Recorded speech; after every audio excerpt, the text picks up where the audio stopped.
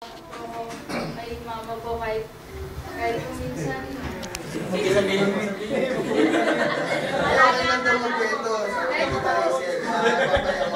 Kahit po minsan, nagkaka-misunderstanding sa family, pero po nagpapasalamat po ako. Salamat din po sa... Ilabas mo yan, Tris. Portado talaga ni tatay eh. Salamat din po ako sa nakarang GMS po namin. Sana po yung mga natutunan ko po mag-alis sa ano po kay Jesus. Ako rin po, nagpapasalamat po ako dahil binigyan kami ng napakabait.